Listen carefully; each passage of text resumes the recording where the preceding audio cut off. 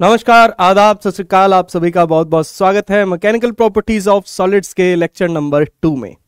I hope आप सब अच्छे होंगे, बढ़िया होंगे, जिंदा होंगे। तो छठ पूजा के पर्व की आपको बहुत बहुत शुभकामनाएं। तो आज ये आपके लिए रिकॉर्डेड लेक्चर रहेगा। ज़रूरी नहीं है कि आपको आज ही इसको देखना है, तो आप इसको बाद में भी देख सकते हैं जब भी आपके पास समय हो। तो मैं अपनी तरफ से आपको रिकॉर्डेड दे रहा हूँ, ठीक है। तो मैकेनिकल प्रॉपर्टीज ऑफ सॉलिड्स, जैसा कि मैंने आपको पहले बताया था कि भाई ये 3 लेक्चर का टॉपिक जो है वो रहेगा, या 3 लेक्चर का चैप्टर रहेगा। तो इसका दूसरा लेक्चर है भाई, ठीक। सबसे छोटा चैप्टर है हमारा 11th क्लास का, तो इसको हम रिकॉर्डेड में यहाँ पे कवर कर रहे होंगे। तो चलिए भाई, बिना किसी देरी के शुरू करते हैं। इसमें हमें क्या करना है आज हम स्ट्रेस स्ट्रेन कर्व के बारे में बात करेंगे और इलास्टिक पोटेंशियल एनर्जी के बारे में बात करेंगे, ठीक।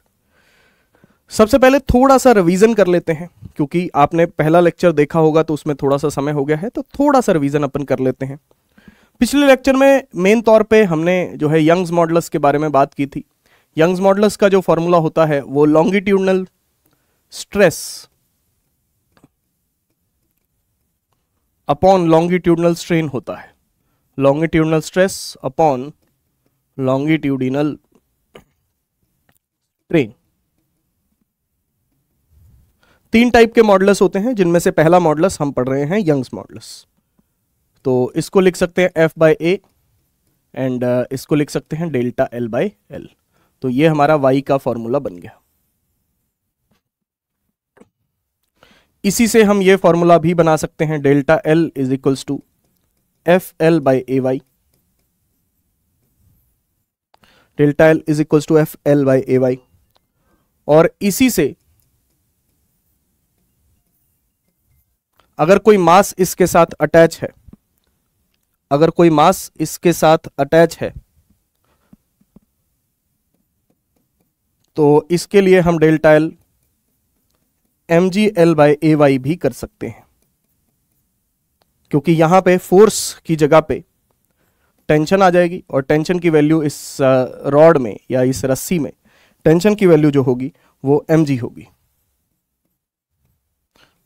है ना। टेंशन की वैल्यू इस रस्सी में क्या होगी, mg होगी। तो कुछ नहीं करना, फोर्स की जगह पे अपन mg रख सकते हैं, ठीक। तो मेन तौर पे ये हमारी चीजें थी जो हमने करी थी। तो आइए देखते हैं कि आगे किस प्रकार के क्वेश्चंस हमें देखने को मिलते हैं।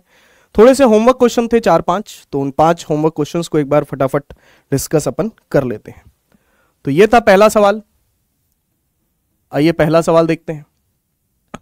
Steel and copper wires of the same length, steel and copper wires of the same length and area are stretched by the same weight, one after the other. Young's modulus of the steel and copper are this and this. Find the ratio of the increase in length. देखो बेटा, steel और copper wires को एक एक करके लटकाया गया है और वेट को सेम रखा है, वेट को सेम रखा है, समझ गए। यानी कि स्टील, एक बार यहां पे वायर स्टील वाली ली गई, एक बार कॉपर वाली ली गई, और दोनों से वेट सेम अटैच किया गया। तो रेशियो बताना है इंक्रीज इन लेंथ का। तो देखो आप ध्यान से, डेल्टा एल का फॉर्मूला इस केस में होगा mgL by A Y.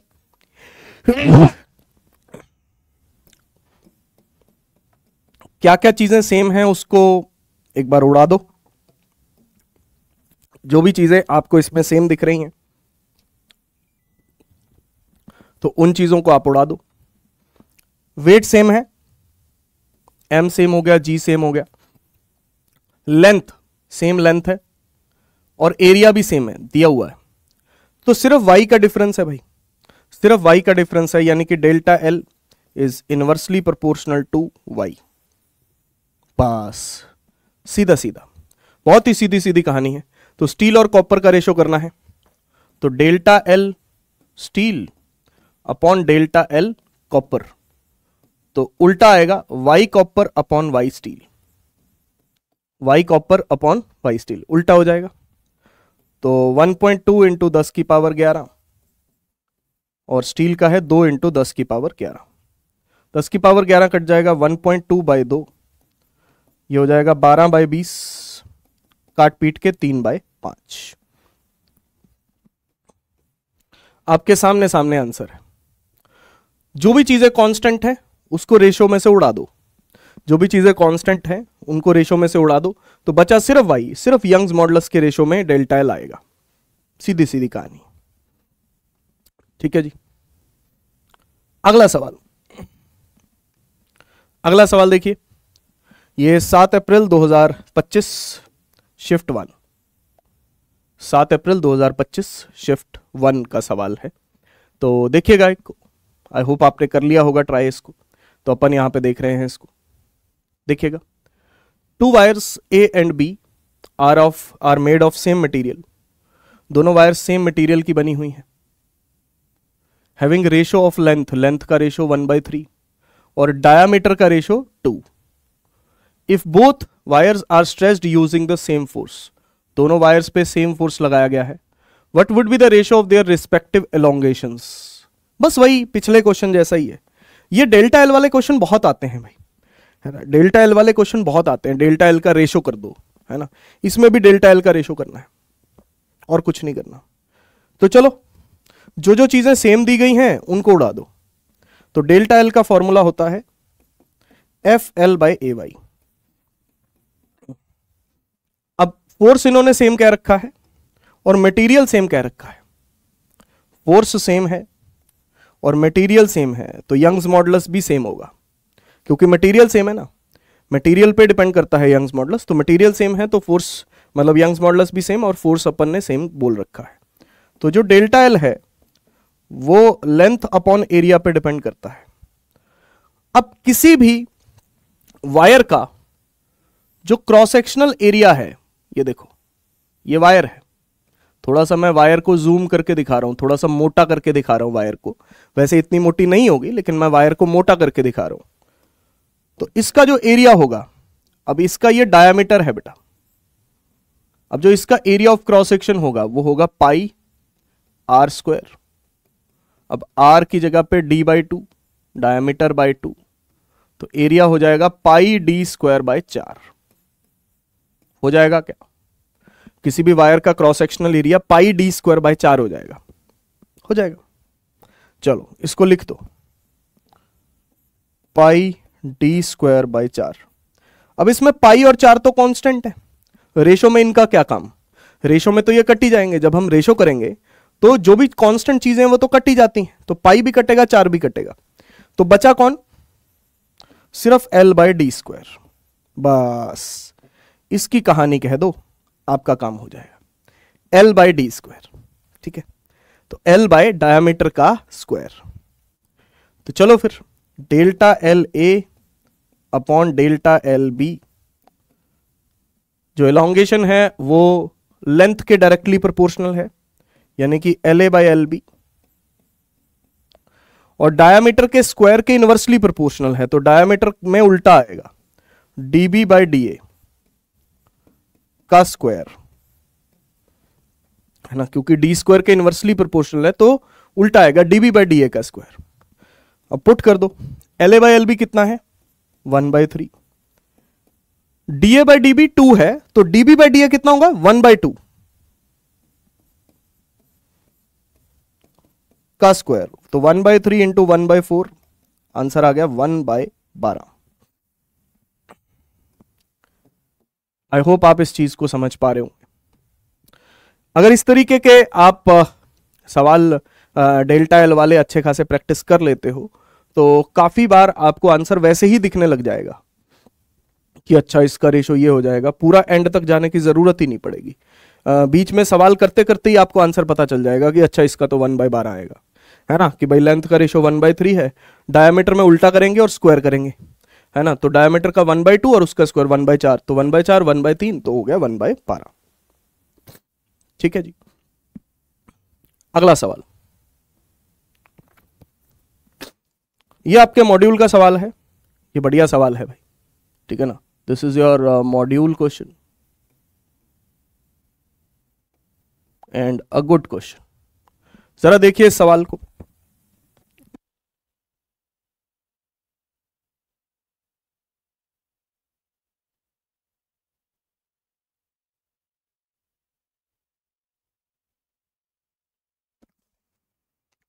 Wire of length 1 मीटर, वायर ऑफ लेंथ 1 मीटर,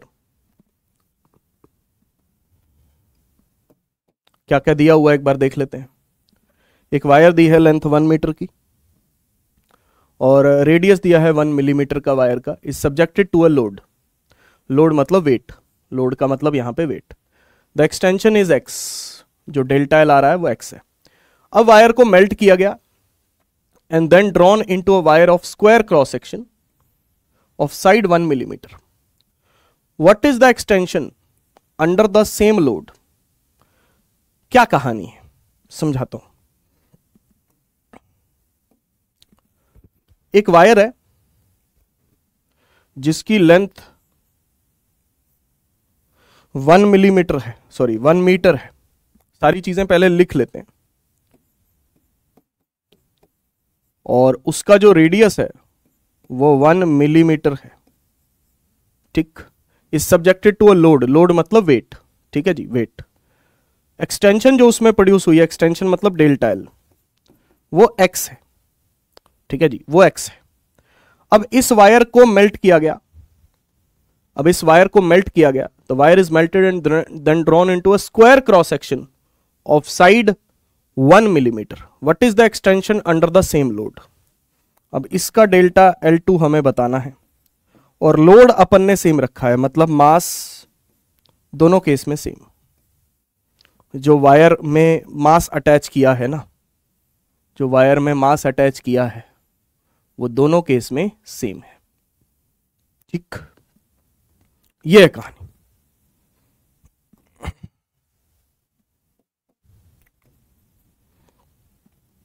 अब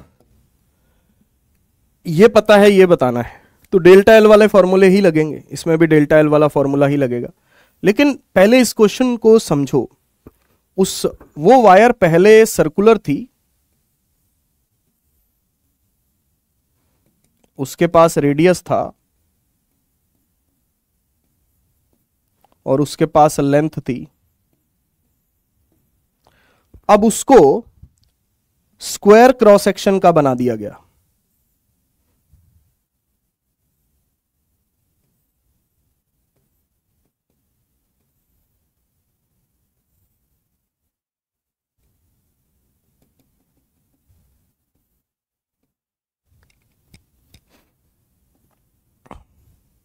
कुछ ऐसा है ना, गोल नहीं है वायर, गोल नहीं है, स्क्वायर क्रॉस सेक्शन की वायर है, लाइक दिस। ये तो रेक्टेंगल है, ठीक है ना। इसको जैसे रिमोट को आप एक वायर मान लो, ठीक है ना।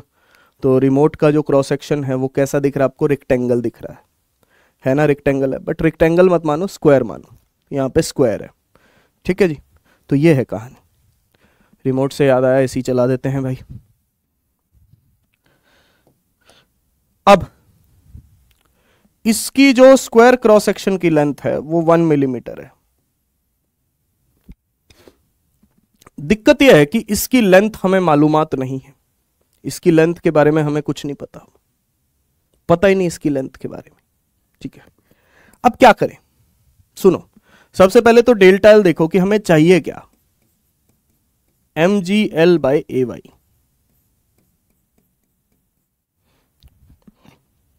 मास सेम है, जी सेम है, वाई सेम है। वाई क्यों सेम है सर?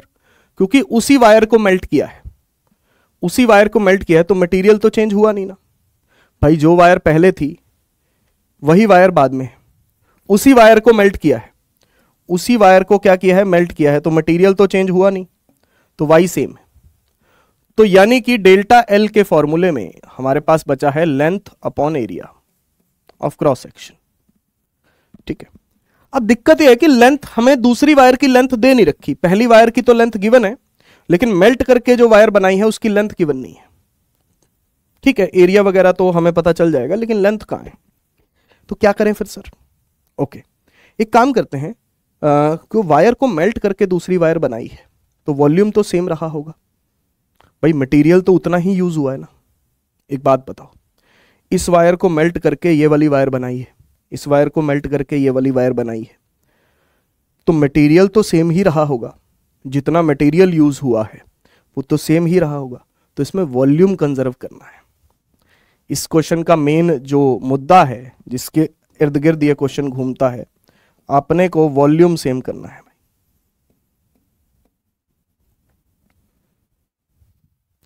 वॉल्यूम कंजर्व करना है तो वॉल्यूम होता है area into length, area of cross section into length. Volume conserve करना है तो यहां से आप लेंथ का पंगा ही खत्म कर दो।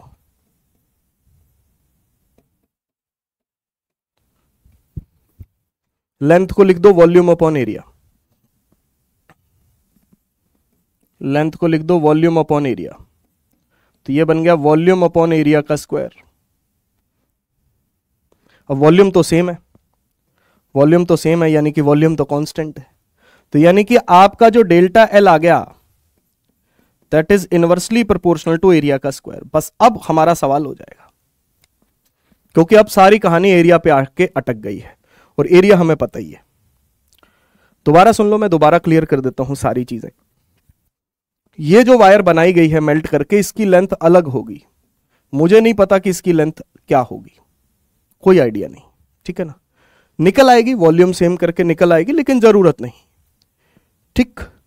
सबसे पहले देखो, वायर की लेंथ 1 मिलीमीटर थी, रेडियस लेंथ 1 मीटर थी, रेडियस 1 मिलीमीटर था, एलोंगेशन x थी, मास सेम है, लोड सेम रखा है। डेल्टा L2 हमें निकालना है, ना तो इसकी लेंथ पता ना इसका एरिया पता। एरिया तो वैसे हमें आ जाएगा, स्क्वायर क्रॉस सेक्शन का साइड दे रखा है, ठीक है जी।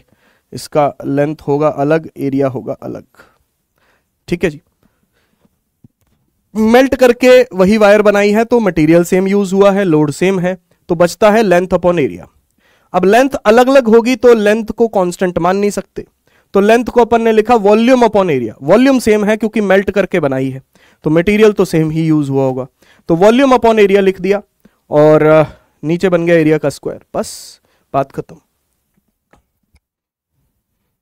तो delta L is proportional to area का स्क्वायर, तो delta L2 upon delta L1, जो मर्जी कर लो, आप उल्टा भी कर सकते हो, delta L1 bye delta L2, उसमें कोई दिक्कत नहीं है, रेशो ही तो है। इस बार हाँ, हमें कोई रेशो कैलकुलेट थोड़ी करना है, हमें तो डेल्टा L1 दे रखा है, डेल्टा L2 निकालना है, डेल्टा L1 दे रखा है, डेल्टा L2 निकालना है। आप उल्टा भी कर सकते हो, उसमें कोई दिक्कत नहीं है। लो मैं उल्टा कर देता हूं अगर आपको परेशानी है तो। इसमें भी उल्टा हो जाएगा, A2 बाई A1 का स्क्वायर, ठीक है। तो डेल्टा L1 जो है वो x है, गिवन है, और डेल्टा L2 हमें निकालना है। बात आती है एरिया की, एरिया होता है pi r square, circular cross section का एरिया जो होगा वो पाई आर स्क्वायर होगा, तो पाई R1 स्क्वायर, यानी कि पाई ही बन गया ये, तो पाई मिलीमीटर में, ठीक है जी। इसका जो एरिया होगा, स्क्वायर का एरिया क्या होता है, साइड का स्क्वायर, स्क्वायर का एरिया होता है साइड का स्क्वायर, इसमें पाई नहीं आता। स्क्वायर के एरिया में ये वाला एरिया की बात हो रही है बेटा, मैं इसको शेड करके दिखा देता हूं, ये वाले एरिया की बात हो रही है, आपको दिख रहा होगा। तो इसके एरिया में पाई नहीं आता, 1 स्क्वायर, सीधा सीधा 1 स्क्वायर, ठीक है ना। तो बस फिर तो 1 और यहां पे pi x by delta L2, 1 by pi square, तो pi square x is equals to delta L2, pi square x is delta L2। हो गया कुछ। अब बहुत सारे बच्चों को इसमें यह भी कंफ्यूजन हो सकता है कि सर आपने मिलीमीटर को मीटर में चेंज किया ही नहीं। बेटा रेशो कर रहे हैं, रेशो कर रहे हैं तो मिलीमीटर से मिलीमीटर कट जाएगा। जब आप रेशो कर रहे हो तो ऊपर भी मिलीमीटर है, नीचे भी मिलीमीटर है, तो कट जाएगा। तो आपको रेशो को बदलने की जरूरत ही नहीं होती है ना। जब भी आप 2 इक्वल यूनिट्स का रेशो कर रहे होते हो, ऊपर भी मिलीमीटर है, नीचे भी मिलीमीटर है, तो कन्वर्ट करने की क्या जरूरत है ना। या तो ये होता कि ऊपर सेंटीमीटर होता, नीचे मिलीमीटर होता, फिर तो बात थी, फिर तो हम कन्वर्ट करते किसी भी एक को। लेकिन अब ऊपर भी मिलीमीटर है, नीचे भी मिलीमीटर है, और रेशो में वो कट जानी है। तो अगर वो कट जानी है तो फिर आपको कैंसल यूनिट चेंज करने की कोई आवश्यकता नहीं है, ठीक। I hope that is clear to you. अच्छा सवाल है, ठीक है ना, बढ़िया सवाल है। तो इसको स्टार मार्क कर देते हैं सवाल को, अच्छा सवाल है। अगला सवाल,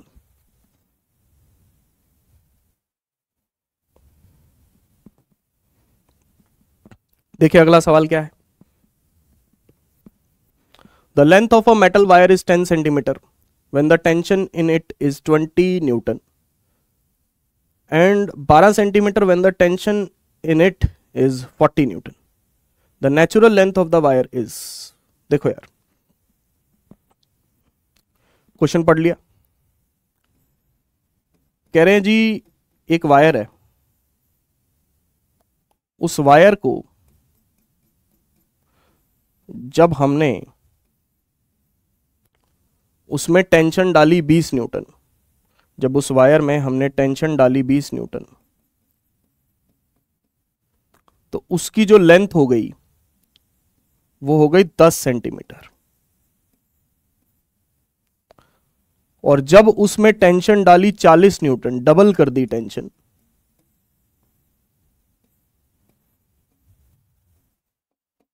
अब उसमें टेंशन डाली 40 न्यूटन, ज्यादा वेट अटैच किया, ऑब्वियसली ज्यादा वेट ही अटैच किया होगा भाई, ये कम वेट था, ये ज्यादा वेट था, तो उसकी वजह से और ज्यादा खिंच गई वायर। लेकिन मुझे वायर की चाहिए ओरिजिनल लेंथ, ठीक है ना, मुझे वायर की चाहिए ओरिजिनल लेंथ। क्वेश्चन समझ में आ गया? जब बिल्कुल भी कुछ अटैच नहीं था तब की लेंथ चाहिए। 20 न्यूटन की टेंशन डालने पे 10 सेंटीमीटर है लेंथ, 40 न्यूटन की टेंशन डालने पे 12 सेंटीमीटर लेंथ है। तो बिल्कुल भी जब टेंशन नहीं डाली तब की लेंथ आपको बतानी है। वही चीजें बार बार फिर से वही, delta L, F L by A Y, F की जगह पे टी लिख सकते हो tension, T L by A Y. Area वगैरह कोई बात नहीं कर रखी, तो एरिया सेम ही है, वही वायर है, वही वायर है, वायर नहीं चेंज करी, एक ही वायर है, ठीक है ना, वायर वही है, ठीक है ना, वायर वही है, वही वायर की बात हो रही है। उसी वायर पे 20 न्यूटन लगाया है, उसी वायर पे 40 न्यूटन लगाया है। दो वायर्स नहीं है इस क्वेश्चन में, इस क्वेश्चन में दो वायर्स नहीं है, वही वायर है। तो वही वायर है तो मटेरियल सेम, ओरिजिनल लेंथ भी जो वायर की है वो तो वही है, ठीक है ना, क्योंकि एक ही वायर है, ठीक है ना, बाद में चेंज हुई है, टेंशन लगाने से चेंज हुई है, ठीक है ना। एरिया वगैरह भी वायर का वही रहेगा। तो यानी कि सीधी सीधी कहानी जो डेल्टा एल पे आ रही है that is directly proportional to tension. सीधी सीधी कहानी जो है वो डेल्टा एल की टेंशन के उस पे आ रही है। तो बस डेल्टा एल कैलकुलेट कर लो, ठीक है ना। इस लेंथ को मान लो L1, इस लेंथ को मान लो L2, तो इसका डेल्टा एल क्या होगा, डेल्टा L1, तो L1 minus L, L1 minus L, ठीक है जी, L1 माइनस एल। और इसका डेल्टा L2 क्या होगा, L2 माइनस एल, भाई final minus initial, final minus initial, final minus initial. Elongation, कितनी लेंथ में एलोंगेशन आई, फाइनल 10 है, पहले एल थी, तो 10 minus L, 10 minus L. Final 12 है, पहले एल थी, तो 12 माइनस एल, ठीक है जी। बस तो delta L1 by delta L2 that is T1 by T2। Delta L1 को लिखेंगे L1 माइनस एल और इसको लिखेंगे L2 minus L that is T1 by T2। बस अब वैल्यूज पुट कर दो, आपका काम हो चुका है। उसके बाद तो कैलकुलेशन ही है।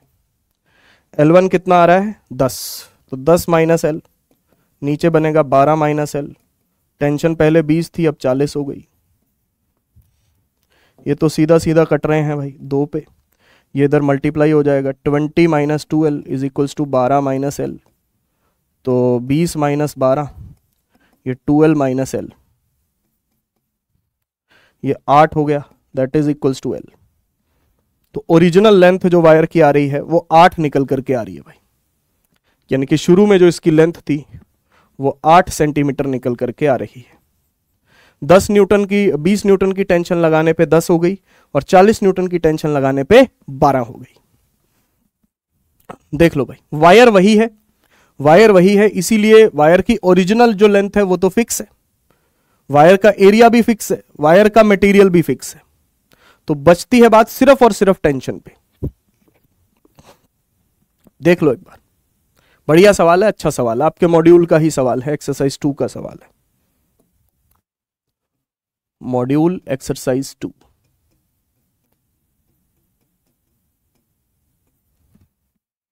ये भी आपके एक्सरसाइज 2 का ही सवाल है।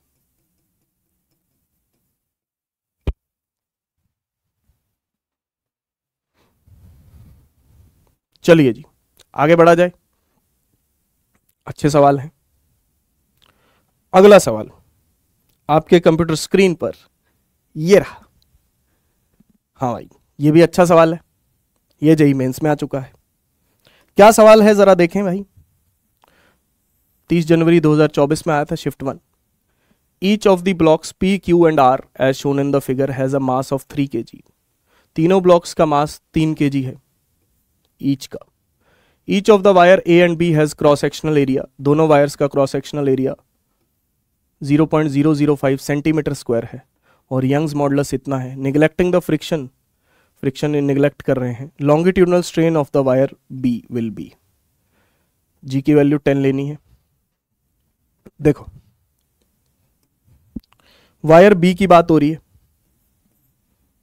A की तो कोई बात नहीं हो रही, A की कोई बात नहीं हो रही, ठीक है। तो ये 3 kg, ये 3 kg, इनको इकट्ठा कर दो, एक काम करो, A वायर की तो कोई बात ही नहीं हो रही, A वायर की तो कोई बात ही नहीं हो रही, इन दोनों को इकट्ठा कर दो, कितना आ गया 6 kg। हाँ भूल जाओ अब A वायर जैसी कोई चीज है, क्योंकि A वायर के बारे में तो कुछ पूछा ही नहीं ना।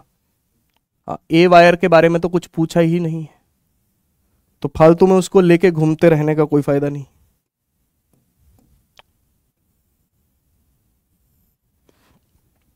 फालतू में उसको लेके घूमते रहने का कोई फायदा नहीं है। तो 3 और 3 6 हो गए, ये 3 kg है, ठीक है। तो ये B वायर है। सबसे पहले इसमें टेंशन निकालो, क्योंकि एलोंगेशन वगैरह या जो भी है, तो या स्ट्रेन वगैरह जो भी आएगी वो टेंशन से ही आएगी। तो आपको याद होगा, अगर मैं इस मास को M1 मानता हूं और इस मास को M2 मानता हूं, तो ऐसे वाले सिस्टम में जिसमें फ्रिक्शनलेस सिस्टम होता था, तो टेंशन का formula M1 M2 G upon M1 plus M2 आता था। न्यूटन्स लॉज ऑफ मोशन में हमने इसको किया है, ये डिराइव भी हो जाता है, मैं करने को अभी भी डिराइव कर दूंगा, लेकिन कोई सेंस नहीं है जब हमें फॉर्मूला पता है। तो लगाओ सीधा सीधा, 3 इंटू 6 इंटू 10 अपॉन 3 प्लस 6। बहुत सारी बुक्स में आप सोल्यूशन देखोगे या इंटरनेट पे भी आप सोल्यूशन देखोगे, तो उन्होंने इक्वेशन लगा के टेंशन निकाली हुई है, लेकिन जब हमें फॉर्मूला पता है तो इक्वेशन क्यों लगानी भाई, क्योंकि ये तो हम डिराइव कर चुके हैं ना। 3 और ये 2, तो टेंशन आ गई 20 न्यूटन, आनी 20 न्यूटन ही है, जो मर्जी कर लो, ठीक है ना। इस वायर में जो टेंशन आ गई है वो 20 न्यूटन आ गई है पूरी वायर में, ठीक है जी, 20 न्यूटन टेंशन। अब लॉन्गिट्यूडनल स्ट्रेन, अब देखो डेल्टा एल का फॉर्मूला होता है, यहां पे टेंशन यूज हो रही है, तो T L by A Y, T L by A Y. हमें चाहिए स्ट्रेन, स्ट्रेन यानी कि डेल्टा एल बाई एल का रेशो, ये एल को नीचे ले आओ, तो ये आएगा टी बाई ए वाई। बस हमें टी बाई ए वाई निकालना है, स्ट्रेन निकालना है ना, डेल्टा एल नहीं निकालना, हमें स्ट्रेन चाहिए, तो टी बाई ए वाई। तो बस टी की वैल्यू पुट करो, 20 ए 0.005 centimetre square, 0.005 centimetre square. Centimetre square को मीटर स्क्वायर में कन्वर्ट करो, 10 की पावर -4 से मल्टीप्लाई करो, जिसको नहीं पता 1 सेंटीमीटर होगा 10 की पावर -2 मीटर। अगर आप इसका स्क्वायर करोगे तो 10 की पावर -4 मीटर स्क्वायर, ठीक है जी। तो और y 2 इंटू 10 की पावर 11,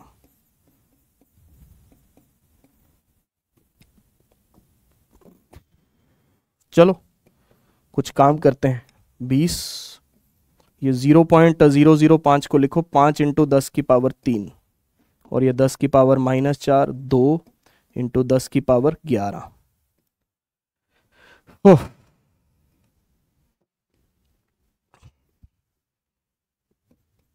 20, 10⁻³ -3 -4 और 11, 11 -7 4 बचेगा, 10⁻4 बचेगी, और ये 5 × 2 10 बचेगा, है ना, ये वाला 5 × 2, तो एक 0 कट जाएगी।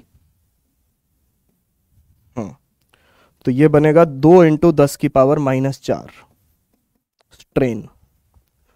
ये देखो डैश इंटू 10⁻⁻4, तो ये डैश में क्या आएगा, 2 आएगा, डैश में क्या आएगा, 2, तो 2 × 10⁻⁻4। क्लियर है भाई? तो देख लो, बस कैलकुलेशन ही है और तो कुछ नहीं है ज्यादा। चलो भाई, I hope that is clear to you. सारा होमवर्क क्लियर हो गया होगा आपका। अब बढ़ते हैं आज के टॉपिक्स पे। आज के हमारे टॉपिक्स, 2 टॉपिक्स हैं, एक तो ग्राफ करने हैं हमें, और एक जो है हमें इलास्टिक पोटेंशियल एनर्जी करनी है। चलो फिर शुरू करते हैं। सबसे पहले ग्राफ के बारे में बात करेंगे। हम 2 टाइप के ग्राफ करेंगे यहां पे। सबसे पहले प्रोपोर्शनैलिटी रीजन के ग्राफ करेंगे, फिर उसके बाद कंप्लीट ग्राफ करेंगे, ठीक है ना। तो सबसे पहले प्रोपोर्शनैलिटी रीजन ग्राफ, जहां पे stress is directly proportional to strain होता है, ठीक है ना। Proportionality region graph, up to certain limit, up to certain limit stress is directly proportional to strain. ये हमेशा नहीं होता। ये जो हुक्स लॉ हमने लगाया, ये हुक्स लॉ है कि stress directly proportional to strain होता है। This is Hooke's law. क्या ये हमेशा वैलिड होता है? हमेशा वैलिड होने का मतलब कि वायर को जितना मर्जी स्ट्रेच करते रहो, नहीं, हमेशा नहीं होता। ये एक पर्टिकुलर लिमिट तक होता है। अगर आप वायर को उससे ज्यादा स्ट्रेच कर दोगे तो फिर ये लॉ वैलिड नहीं रहता है। तो वैलिड नहीं रहता तो फिर ग्राफ चेंज हो जाता है। लेकिन वो क्या होता है वो हम बाद में बात करेंगे। फिलहाल के लिए हम सिर्फ प्रोपोर्शनैलिटी रीजन की बात कर रहे हैं। हम सिर्फ इतनी बात कर रहे हैं कि अभी के लिए stress is directly proportional to strain है। हमने वायर को ज्यादा नहीं खींचा है, मतलब वो वायर प्रोपोर्शनैलिटी रीजन से बाहर नहीं गई है। अच्छा जी, तो यहां पे लॉन्गिट्यूडनल स्ट्रेस और स्ट्रेन की बात हो रही है, तो प्रोपोर्शनैलिटी हटाने पे y आएगा। प्रोपोर्शनैलिटी हटाने पे क्या आएगा, y आएगा। ठीक है जी। अब मुझे ग्राफ बनाना है स्ट्रेस और स्ट्रेन के बीच में।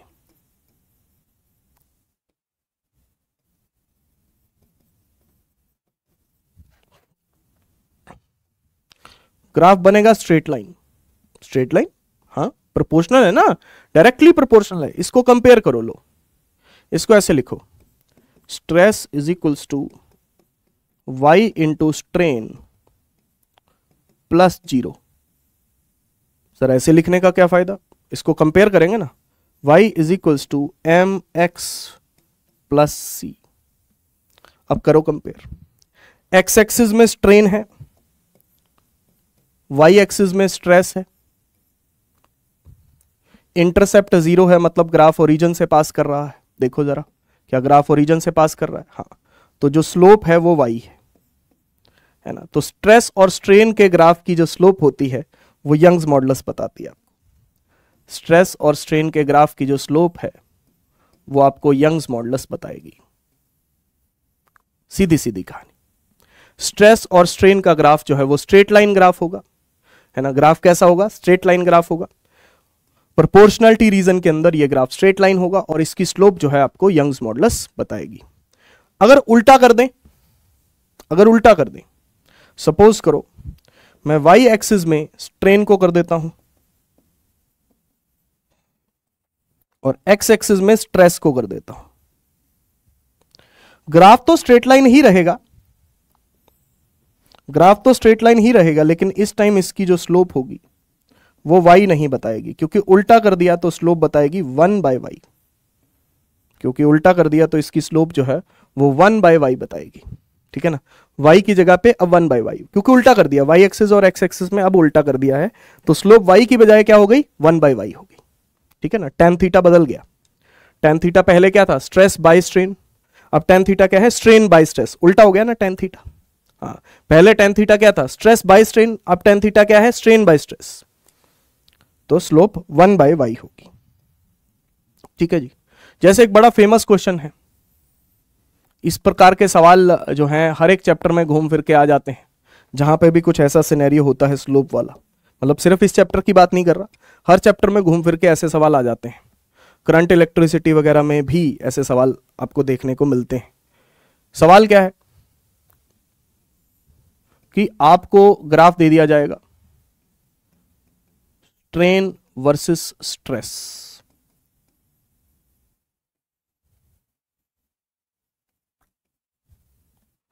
Graph is given for two materials, दो अलग अलग मटेरियल्स का ग्राफ गिवन है, दो अलग अलग मटेरियल्स का strain versus stress graph given है। ठीक है, 1 और 2 का। तो आपको देख के बताना है कि कौन सा ऑप्शन सही है, यंग्स मॉडुलस 1 का ज्यादा है या यंग्स मॉडुलस 2 का ज्यादा है, या दोनों के यंग्स मॉडुलस बराबर हैं, या कुछ भी कमेंट नहीं किया जा सकता, या कुछ भी कमेंट नहीं किया जा सकता। जरा देखिएगा, चाहो तो वीडियो को पॉज कर लो, देखिएगा भाई। बहुत सिंपल एंड स्ट्रेट सिनेरियो है। स्ट्रेन वर्सेस स्ट्रेस ग्राफ है तो इसकी स्लोप 1/y बताएगी। तो जिस ग्राफ की स्लोप ज्यादा है तो उसका y कम होगा, क्योंकि उल्टा रिलेशन है। आप देखो, स्लोप 2 की ज्यादा है क्योंकि 2 का एंगल ज्यादा है, 1 का एंगल कम है। तो स्लोप किसकी ज्यादा है? 2 की, एज कंपेयर टू 1। लेकिन क्योंकि ग्राफ उल्टा है, स्ट्रेन वर्सेस स्ट्रेस है, स्ट्रेस वर्सेस स्ट्रेन नहीं है, तो यंग्स मॉडुलस 1 का ज्यादा होगा। जिसकी स्लोप कम तो यंग्स मॉडुलस ज्यादा। तो स्लोप कम जो है वो 1 की है, तो 1 का यंग्स मॉडुलस ज्यादा होगा। तो ऑप्शन ए यहां पे हमारे पास आएगा। ठीक है जी। तो प्लीज इस तरीके का अगर कोई सवाल आता है, बहुत ही सिंपल सा सवाल होगा, अगर आ जाता है तो बहुत ही अच्छी किस्मत है आपकी, चांसेस कम है। मतलब कुछ सवाल तो ऐसे नीट के पेपर में आपको देखने को मिलेंगे ही, भले कितना मर्जी पेपर मुश्किल आ जाए, लेकिन कुछ सवाल तो ऐसे देखने को मिलेंगे। तो अगर आता है तो किस्मत बहुत अच्छी है, सीधा सीधा आप टिक कर सकते हो। बस ये ध्यान रखना कि ग्राफ में इस बात को ध्यान रख लेना, सिर्फ इस चैप्टर की बात नहीं कर रहा मैं, हर चैप्टर की बात कर रहा हूं कि वाई एक्सिस में क्या है और एक्स एक्सिस में क्या है। प्लीज एक बार नजर मार लीजिएगा, क्योंकि ऐसा ना हो कि फिर आप बाहर आने के बाद आपको रोना पड़े। ठीक है, चलो ये हो गया जी पहले टाइप का ग्राफ। प्रोपोर्शनलिटी रीजन में ही एक और ग्राफ बनाया जाता है, स्ट्रेस वर्सेस स्ट्रेन के अलावा load versus elongation graph.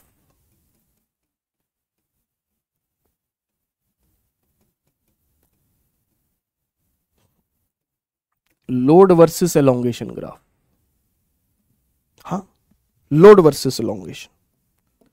Stress और स्ट्रेन को छोड़ के लोड वर्सेस एलोंगेशन। लोड का मतलब होता है फोर्स, कितना वेट अटैच कर रहे हैं, कितना फोर्स लगा रहे हैं। फोर्स को आप mg भी लिख सकते हो। ठीक है, डेल्टा एल, फोर्स और डेल्टा एल के बीच में ग्राफ। अब क्या यह भी स्ट्रेट लाइन होगा? क्या यह भी स्ट्रेट लाइन होगा? हाँ, यह भी स्ट्रेट लाइन होगा, बस स्लोप का फर्क होगा। जैसे ये ग्राफ स्ट्रेट लाइन था, वैसे ही वो वाला ग्राफ भी स्ट्रेट लाइन होगा, बस स्लोप का फर्क होगा। आप देखो, डेल्टा एल जो है वो होता है FL/AY। एक काम करो, इसको ना इधर ले आओ,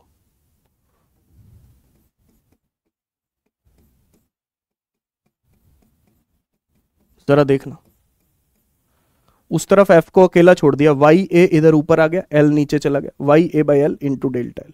इसको ऐसे लिखो अच्छे से, F is equal to YA/L into delta L plus 0। अब मैं क्या करने वाला हूं आपको समझ आ ही गया होगा। मैं ग्राफ बना रहा हूं फोर्स और डेल्टा एल के बीच में, load versus elongation graph. Graph तो ये भी स्ट्रेट लाइन बनना है, आपको देख के पता चल गया y is equal to M X plus C. Graph origin से पास करेगा क्योंकि इंटरसेप्ट 0 है। इस केस में जो स्लोप आ रही है वो y a बाई एल आ रही है।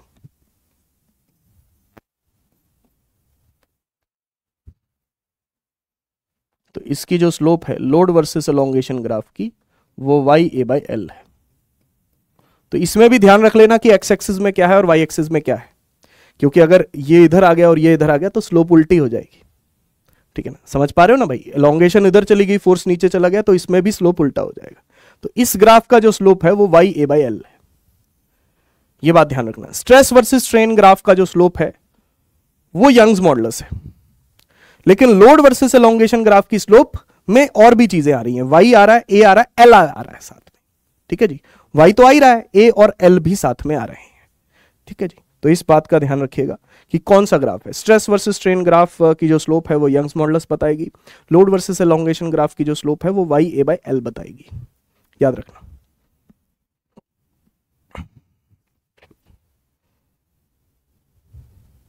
चलो भाई सवाल करते हैं।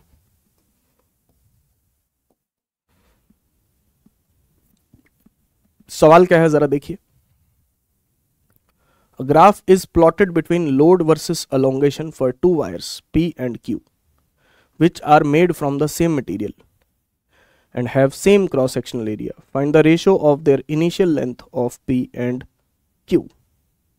लोड वर्सेस एलोंगेशन ग्राफ और इनिशियल लेंथ का रेशो पूछा गया है। तो चलिए मैं ऑप्शन आपको दे देता हूं। 3/4, 4/3, 9/16, 16/9। वीडियो को पॉज कर लीजिए, सॉल्व कर लीजिए। चलो भाई हम देखते हैं। ग्राफ को प्लॉट किया गया है load versus elongation. Load versus elongation graph की जो स्लोप है वो y a बाई एल बताती है। दो वायर्स हैं P एंड Q जो कि दोनों सेम मटेरियल की बनी हुई हैं और दोनों का क्रॉस सेक्शनल एरिया सेम है। तो find the ratio of their initial length of the wire. देखो सबसे पहले तो स्लोप देखो बेटा, जो P वायर की स्लोप है वो तो सीधा सीधा tan 37 है। P वायर का जो एंगल है वो तो 37 है, सीधा सीधा दिख रहा है। लेकिन Q वायर की अगर स्लोप निकालनी है तो बेटा Q वायर का जो एंगल है वो x एक्सिस के साथ देखना पड़ेगा आपको। भाई Q वायर का जो एंगल है वो किसके साथ देखना पड़ेगा आपको? x एक्सिस के साथ देखना पड़ेगा। Q वायर का एंगल x एक्सिस के साथ देखना पड़ेगा आपको। ये this is the angle. Q wire का जो एंगल है वो x एक्सिस के साथ हमें वॉच करना पड़ेगा।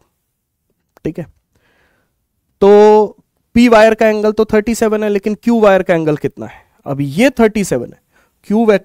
Q वायर का y एक्सिस के साथ एंगल 37 है, तो x एक्सिस के साथ 53 हो जाएगा।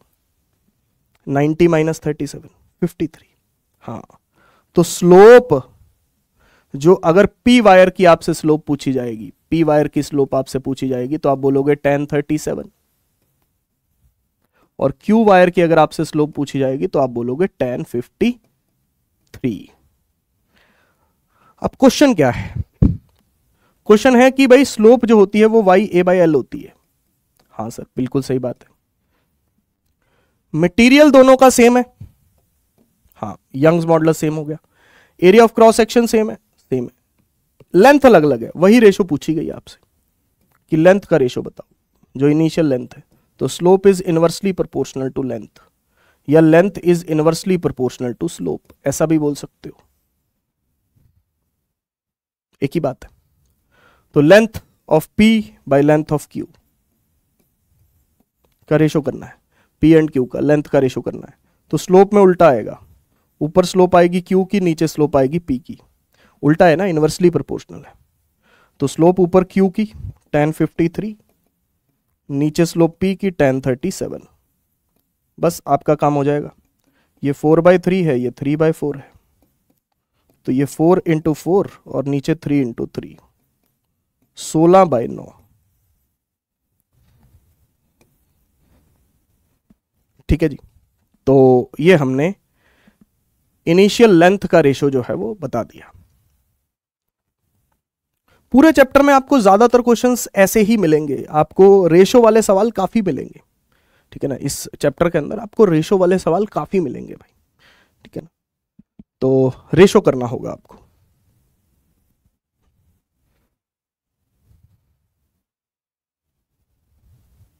क्लियर?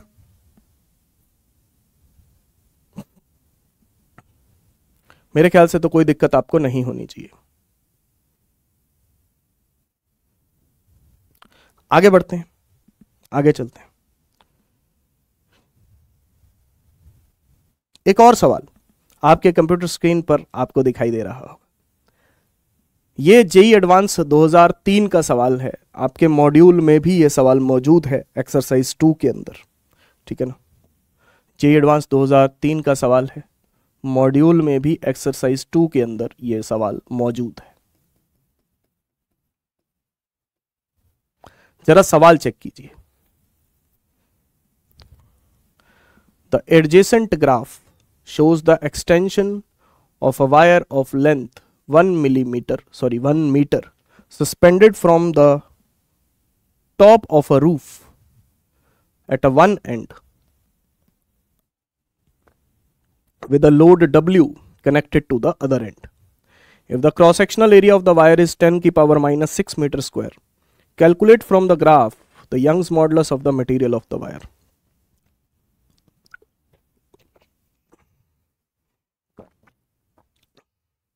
सीधी सीधी कहानी स्लोप पे आके अटक रही है, दिख तो गया ही होगा आपको, है ना।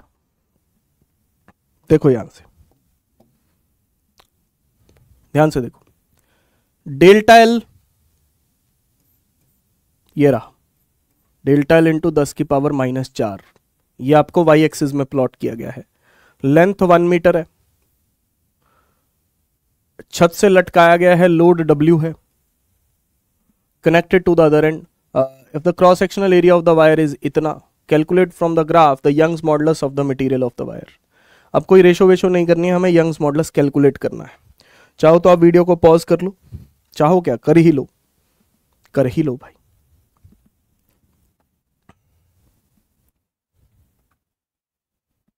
देखते हैं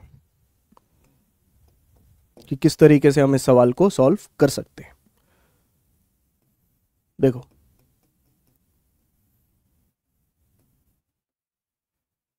कुछ इसकी लेंथ होगी, कुछ इसका एरिया होगा, कुछ इसका यंग्स मॉडुलस होगा, ठीक है ना। लोड W है, W is basically force that is equals to mg, ठीक है, वही कहानी।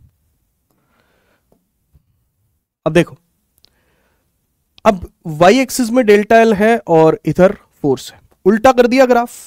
क्या आपको यह समझ में आ रही है कि ग्राफ उल्टा हो गया है? हाँ, ग्राफ उल्टा हो गया, तो इसकी जो स्लोप होगी वो वाई ए बाई एल नहीं बताएगी, वो एल बाई वाई ए बताएगी।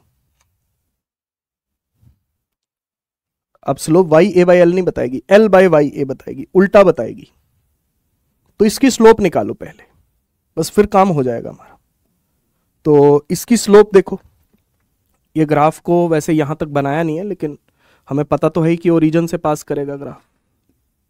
ऐसे बना सकते हो आप अपने मन से, ठीक है ना। अगर आप ध्यान से देखो तो ज्यादा जरूरत नहीं है, हर पॉइंट आपको चेक करने की जरूरत नहीं है। अगर आप एक आधा पॉइंट भी चेक करोगे तो आपको उत्तर मिल जाएगा।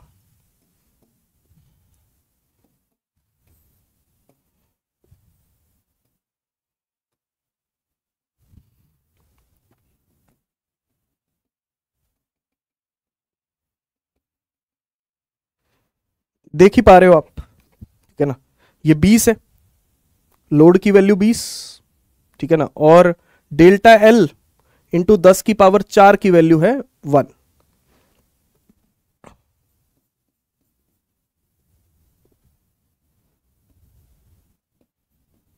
बस इतना ही चाहिए आपको, इतना ही चाहिए, ठीक है ना। बस इससे ज्यादा अब आपको जरूरत है ही नहीं। तो स्लोप कितनी होगी?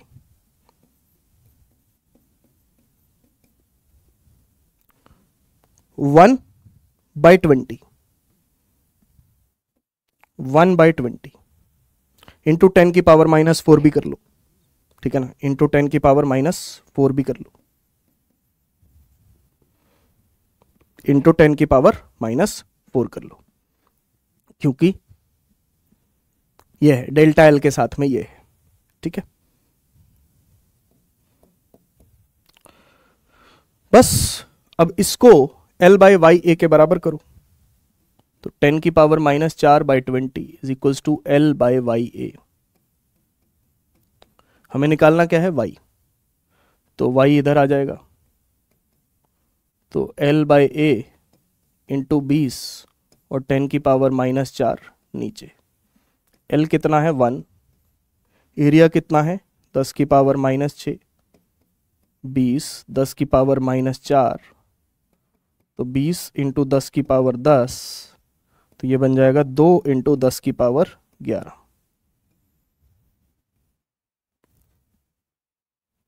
आ गया आंसर,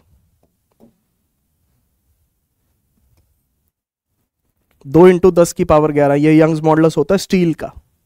इतनी बार हम यूज कर लेते हैं कि ये याद हो जाता है। मैं ऐसा नहीं कह रहा कि स्टील का यंग्स मॉडुलस याद कर लो, लेकिन इतनी बार इस चैप्टर में यूज हो जाता है कि याद हो ही जाता है, ठीक है ना। तो इस बात का ध्यान रखें कि स्लोप कितनी है 1/20, 2/40, 3/60, 4/80, एक ही बात है। 1/20 बोलो, 2/40, 3/60, 4/80, उसमें कोई दिक्कत नहीं। और साथ में 10 की पावर -4 लगाना मत भूलना, वरना पावर गलत आ जाएगी, ठीक है ना।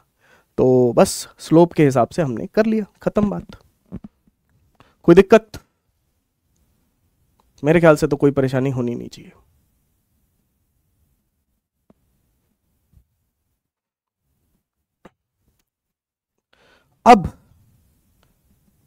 अब हम कंप्लीट ग्राफ करेंगे भाई, स्ट्रेस वर्सेस स्ट्रेन का कंप्लीट ग्राफ, ठीक है जी। अब हम कंप्लीट ग्राफ करेंगे, अब हम सिर्फ आधा ग्राफ नहीं करेंगे। Now we will be doing the complete graph, ठीक है।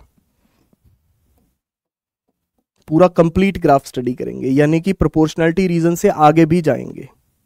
चलो भाई, तो stress versus strain graph for the ductile materials.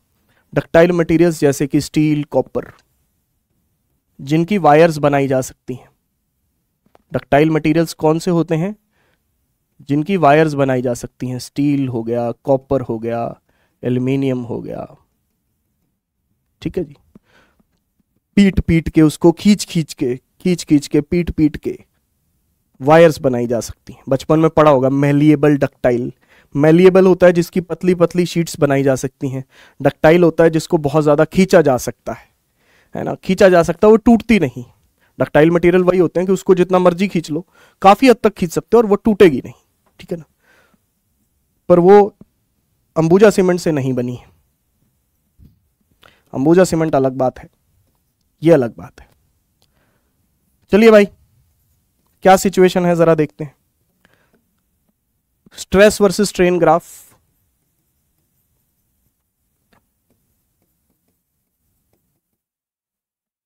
Origin से शुरू कर रहे हैं।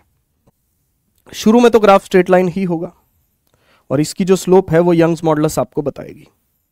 शुरू में तो ग्राफ स्ट्रेट लाइन ही होगा और इसकी स्लोप आपको यंग्स मॉडुलस बताएगी। तो शुरुआत में ए पॉइंट तक, यहां तक ग्राफ बनाया है हमने, तो ओ से ए पॉइंट तक प्रोपोर्शनैलिटी रीजन है, प्रोपोर्शनैलिटी रीजन है।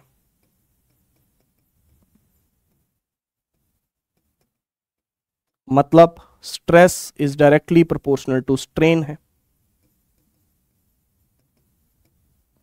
हुक्स लॉ वैलिड है, यही तो हुक्स लॉ है। तो इस रीजन में हुक्स लॉ वैलिड है। ए पॉइंट जो है उसको बोलते हैं प्रोपोर्शनैलिटी लिमिट।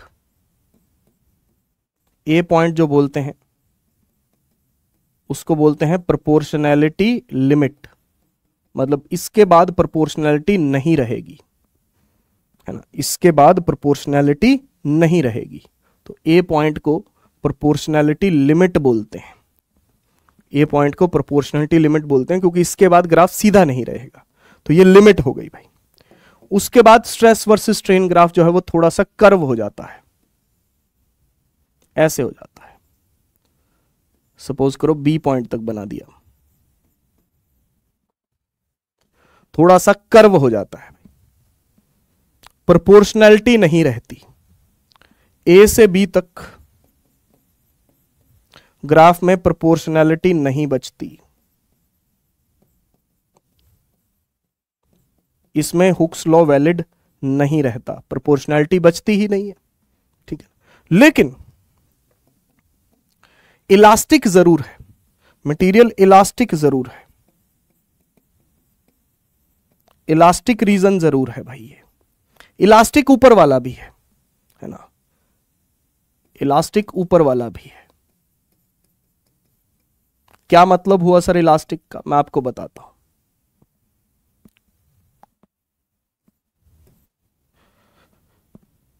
बी को इलास्टिक लिमिट कहते हैं, बी पॉइंट को इलास्टिक लिमिट कहते हैं।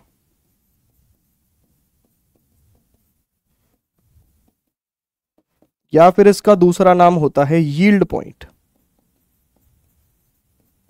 Yield point. समझाता हूं, ठीक है, सुनो। देखो, ओ से ए तक मटेरियल प्रोपोर्शनैलिटी लिमिट के अंदर भी है और मटेरियल इलास्टिक की तरह भी बिहेव कर रहा है, मटेरियल कंप्लीटली इलास्टिक है ओ से ए तक। ए से बी तक मटेरियल इलास्टिक तो है लेकिन ग्राफ प्रोपोर्शनल नहीं है, यानी कि ग्राफ सीधा नहीं है, लेकिन मटेरियल अभी भी इलास्टिक बना हुआ है। इसके बाद मटेरियल इलास्टिक नहीं रहेगा, इसके बाद मटेरियल इलास्टिक नहीं रहेगा, तो इसीलिए बी पॉइंट को इलास्टिक लिमिट कहा जाता है, या फिर इसका दूसरा नाम होता है यील्ड पॉइंट। यील्ड का मतलब होता है, जैसे रेसलिंग में इंसान बोलता है आई यील्ड, रेसलिंग आपने देखी होगी, तो आई यील्ड बोलते हैं वो। आई यील्ड का मतलब होता है कि मैं हार मान गया, यानी कि इसके बाद मटेरियल हार मान जाता है कि भाई इसके बाद मैं इलास्टिक नहीं रहूंगा। इसके बाद मटेरियल यील्ड कर जाता है, हार मान जाता है कि भैया लो मेरे को खींच लो, जितना मर्जी खींच लो, लो खींचो खींचो खींचो। यील्ड पॉइंट, ठीक है, यील्ड पॉइंट क्या है, यील्ड पॉइंट। समझो, मैं आपको अलग से बना के दिखाता हूं, उस ग्राफ को गंदा नहीं करेंगे।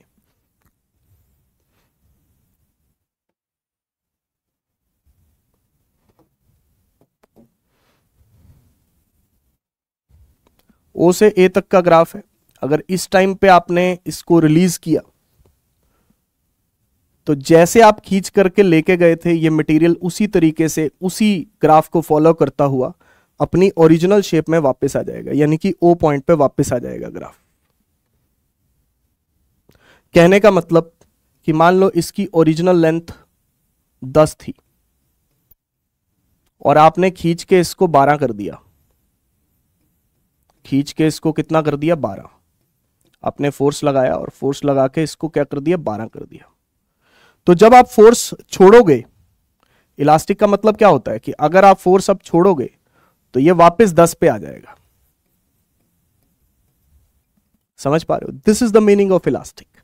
इलास्टिक मटेरियल का मतलब ये होता है कि अगर आप उसको छोड़ो तो क्या वो ओरिजिनल शेप में या ओरिजिनल साइज में वापस जा पा रहा है, तो अगर जा पा रहा है तो कंप्लीटली इलास्टिक है, अगर पूरे तरीके से जा पा रहा है। तो ऐसा ओ से ए और ए से बी में भी होगा, मतलब ए पे भी अगर आप इस मटेरियल को छोड़ोगे तो ये ओरिजिनल पाथ को फॉलो करता हुआ वहीं पे वापस आ जाएगा। और ऐसा ही बी पॉइंट तक भी है, अगर आप इससे भी ज्यादा आगे खींचोगे इसको, मान लो बी पॉइंट पे भी लाके आप इसको छोड़ दोगे तो ये ग्राफ इसी शेप को फॉलो करता हुआ वापस चला जाएगा, ये ग्राफ इसी शेप को फॉलो करता हुआ वापस चला जाएगा भाई, ठीक है ना, इसी शेप को फॉलो करता हुआ वापस यहां पे ओ पे। समझ गए भाई, ये है मतलब इलास्टिक रीजन का। तो ओ से ए में, ओ से ए में इलास्टिक भी है, प्रोपोर्शनल भी है, और ए से बी में सिर्फ इलास्टिक है, प्रोपोर्शनल नहीं है। क्या ये बात आपको समझ में आ रही है? ओ से ए में इलास्टिक भी है, प्रोपोर्शनल भी है, ए से बी में सिर्फ इलास्टिक है, यानी कि ये है प्रोपोर्शनलिटी लिमिट, ये है इलास्टिक लिमिट। इसके बाद मटेरियल प्लास्टिक बिहेवियर शो करेगा।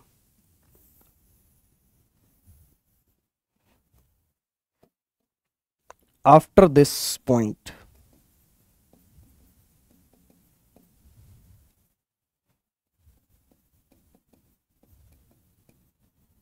material shows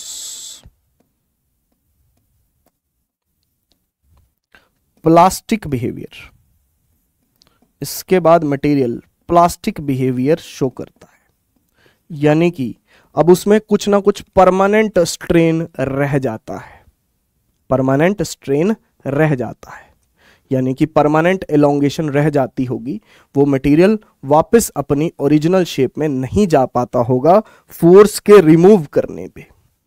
मटेरियल इलास्टिक है या नहीं है, ये फोर्स को रिमूव करके पता चलेगा कि फोर्स को रिमूव करने के बाद वो वापस अपनी ओरिजिनल शेप में जाता है या नहीं जाता है। ठीक, तो इस स्लाइड को एक बार अपन कॉपी कर लेते हैं।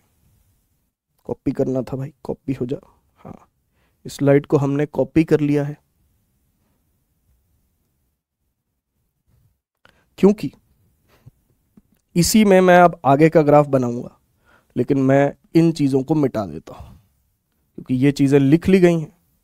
अब इसके बाद के ग्राफ की स्टडी होगी। अब इसके बाद मान लो, इसके बाद मटेरियल हार मान लेता है भाई, इसके बाद मटेरियल हार मान लेता है, वो कहता है कि मुझे खींच लो भाई, जितना खींचना है खींच लो। तो लगभग ग्राफ सीधा सा हो जाता है, मतलब स्ट्रेन बहुत ज्यादा तेजी से इंक्रीज करता है, स्ट्रेस उतना ज्यादा नहीं बढ़ता। समझ पा रहे हो? उसके बाद मटेरियल कहता है कि भाई मुझे खींच लो, जितना खींचना है उतना खींच लो। उसके बाद मटेरियल कहता है कि मुझे जितना खींचना है उतना खींच लो भाई। तो मटेरियल में स्ट्रेन बहुत ज्यादा बढ़ जाता है, स्ट्रेस में उतनी ज्यादा वृद्धि होती नहीं है। तो ये लगभग सीधा सा ग्राफ आपको देखने को मिलता है, क्योंकि इसके बाद मटेरियल ने हार मान ली है भाई, उसके बाद मटेरियल ने हार मान ली है। तो ये लगभग आपको ग्राफ जो है वो सीधा सा देखने को मिलता है, थोड़ा सा टिल्टेड होता है लेकिन लगभग सीधा सा होता है। ठीक है जी, थोड़ी देर के लिए, ज्यादा देर के लिए नहीं, क्योंकि स्ट्रेन बहुत ज्यादा बढ़ गई, स्ट्रेन यानी कि एलोंगेशन बहुत ज्यादा हो गई मटेरियल में, और स्ट्रेस उसके बराबर जनरेट हो नहीं पाया, तो मटेरियल ने हार मान ली है। तो यहां पे अगर आप मटेरियल को छोड़ते हो, यहां पे अगर आप मटेरियल को छोड़ते हो, सपोज करो सी पॉइंट, तो मटेरियल अपनी ओरिजिनल शेप में वापस नहीं जाएगा, मटेरियल अपनी ओरिजिनल शेप में वापस नहीं जाएगा। अब यहां से आप ये नहीं कह सकते कि ये इस ग्राफ को फॉलो करता हुआ बिल्कुल ओ पॉइंट पे चला जाएगा, अब ऐसा नहीं होगा, अब ये ग्राफ फॉलो नहीं होगा, मतलब अब रिवर्स एरो फॉलो नहीं होंगे। अब क्या होगा सर? अब आपको क्या करना है, इसके अंदर परमानेंट स्ट्रेन आ जाएगी भाई, कुछ ना कुछ परमानेंट डिफॉर्मेशन रह जाएगी, है ना, कि अब अगर आप इसको छोड़ोगे, है ना, जैसे कि फॉर एग्जांपल मान लो आपने इस पे फोर्स लगा के इसको 14 की लेंथ कर दी थी, इसकी फोर्स लगा के इसकी 14 की लेंथ कर दी थी, तो अब ये वापस 10 पे नहीं जाएगा, ठीक है ना, हो सकता है 10 पॉइंट समथिंग रह जाए, सपोज करो 10.3 रह गया, फोर्स छोड़ा, आना चाहिए तो 10 पे, लेकिन 10 पे नहीं आ रहा, 10.3 पे आ रहा है। समझ रहे हो? अपनी ओरिजिनल लेंथ में वापस नहीं जा रहा, अपनी ओरिजिनल शेप साइज में वापस नहीं जा रहा है। ठीक है जी, तो इसको कैसे कैलकुलेट करते हैं कि वो परमानेंट स्ट्रेन कितनी रह गई, कि ये वैल्यू कहां से आएगी, ये वैल्यू कहां से आएगी? तो इस वैल्यू के लिए क्या करना है, इस ग्राफ से OA के पैरेलल एक डॉटेड लाइन ड्रॉ करेंगे, सी पॉइंट से, जहां पे आपने छोड़ा हो, जहां पे आपने फोर्स लगाना बंद किया है, सी पॉइंट कौन सा है, जहां पे आपने फोर्स लगाना बंद किया, तो वहां से एक पैरेलल लाइन ड्रॉ करेंगे OA के, और वो O डैश पे आके कट करेगी, इसको बोलते हैं परमानेंट स्ट्रेन। परमानेंट स्ट्रेन, ये परमानेंट हो गई है भैया, अब ये हमेशा के लिए खिंच गया है, परमानेंट स्ट्रेन या परमानेंट सेट, यानी कि ये मटेरियल अब हमेशा के लिए खिंच चुका है इतना, अब ये वापस कभी भी 10 पे नहीं जा पाएगा, है ना। कपड़ों का इलास्टिक भी तो खराब हो जाता है ना धीरे धीरे, कपड़े जब नए होते हैं तो उनमें इलास्टिक जो है वो अच्छा होता है, धीरे धीरे इलास्टिक खराब हो जाता है ना। तो अब ये परमानेंट डिफॉर्मेशन हो गया है भाई, इसके अंदर क्या हो गया है, परमानेंट डिफॉर्मेशन हो गया है, तो ये 10.3 पे पहुंच गया है, एग्जाम्पल के लिए लिया है ये तो हमने। ठीक है जी, तो अब ये वापस इस कर्व को फॉलो नहीं करेगा, वापस इस कर्व को फॉलो नहीं करेगा, तो कितनी परमानेंट स्ट्रेन रह जाएगी, इसका तरीका क्या होता है?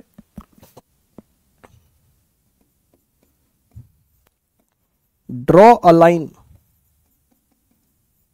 Parallel to OA। तो OA के पैरेलल एक लाइन ड्रॉ करनी होती है, जहां पे वो इसको कट करेगी स्ट्रेन वाली एक्सिस को, वही परमानेंट स्ट्रेन होती है। ठीक। उसके बाद जब आप मटेरियल को खींचते हो तो उसमें कुछ स्ट्रेस भी बढ़ता है, उसमें कुछ स्ट्रेस भी बढ़ता है। उसके बाद ग्राफ कुछ ऐसा रूप ले लेता है भाई, उसके बाद ग्राफ कुछ ऐसा रूप ले लेता है, कुछ इस प्रकार का। क्योंकि इसके बाद भी आप खींचने से बाज तो नहीं आ रहे। कुछ लोग होते हैं ना भाई कि अब तो छोड़ दो, मटेरियल कह रहा है कि मुझे छोड़ दो, मुझे बख्श दो, मटेरियल कह रहा है कि मुझे छोड़ दो, मुझे बख्श दो, लेकिन नहीं, आप उसे नहीं बख्श रहे हैं। आप कह रहे हैं कि हम उसे और खींचेंगे, हम उसे और खींचेंगे, उसके अंदर और स्ट्रेन लेकर के आएंगे, उसके अंदर और स्ट्रेस लेकर के आएंगे। तो यहां पे आता है डी पॉइंट। इसको भी ग्राफ को थोड़ा सा ऊंचा कर देते हैं। यहां पे आता है डी पॉइंट। इस डी पॉइंट को बोलते हैं अल्टीमेट स्ट्रेस। अल्टीमेट स्ट्रेस मतलब मैक्सिमम स्ट्रेस। और इस स्ट्रेंथ को, इस पॉइंट पे जो मटेरियल की स्ट्रेंथ होती है, उसको बोलते हैं अल्टीमेट टेंजाइल स्ट्रेंथ। इस पॉइंट पे जो मटेरियल की स्ट्रेंथ होती है उसको बोलते हैं अल्टीमेट टेंजाइल स्ट्रेंथ। और फिर ई पॉइंट पे आकर के ये मटेरियल फ्रैक्चर हो जाता है, यानी कि टूट जाता है, ये वायर टूट जाती है। इसकी बहुत अच्छी स्टडी, जैसे कि मैंने आपको बताया भी था पहले लेक्चर में, कि सिविल इंजीनियरिंग में बहुत अच्छी स्टडी होती है कि कोई मटेरियल को कितना ज्यादा खींच सकते हैं, है ना, कोई मटेरियल कितना ज्यादा खिंचाव महसूस कर सकता है या कितना ज्यादा खिंचाव को झेल पाता है। मटेरियल की पूरी स्ट्रेंथ की स्टडी होती है, और पूरी स्ट्रेंथ की स्टडी इस ग्राफ से होती है। जैसे आपने जेसीबी वाली क्रेन्स देखी होंगी, जेसीबी तो देखी होगी, जेसीबी वाली बड़ी बड़ी क्रेन्स देखी होंगी जो भारी मटेरियल को उठाती हैं। तो क्रेन में क्या होती हैं? वायर्स होती हैं। तो वो वायर्स कितना लोड उठा पाती हैं, कितने लोड पे वो फ्रैक्चर हो जाएंगी, है ना, जो क्रेन्स वाली वायर हैं वो कितने लोड पे फ्रैक्चर हो जाएंगी। तो that is basically the fracture point. ठीक है जी। तो ये जो डी पॉइंट होता है अल्टीमेट स्ट्रेस होता है, और इस पॉइंट पे जो मटेरियल की स्ट्रेंथ होती है वो अल्टीमेट टेंजाइल स्ट्रेंथ होती है। और उसके बाद भी अगर आप नहीं हट रहे, उसके बाद भी आप उसे खींच रहे हो, तो फिर वो फ्रैक्चर हो जाती है। वो पॉइंट हल्का सा नीचे होता है, वो फ्रैक्चर पॉइंट होता है। अब बात आती है कि ये कौन सा पॉइंट है? आफ्टर दिस पॉइंट, इस पॉइंट के बाद, after this point material is declared, D point के बाद अनसेफ टू यूज। इसके बाद मटेरियल को यूज करने से अनसेफ डिक्लेयर कर दिया जाता है। ठीक है जी, अनसेफ है। इसके बाद मटेरियल में आपने देखा होगा, देखा नहीं होगा तो आप फील तो जरूर कर पाओगे। जैसे आप मटेरियल को खींच रहे हो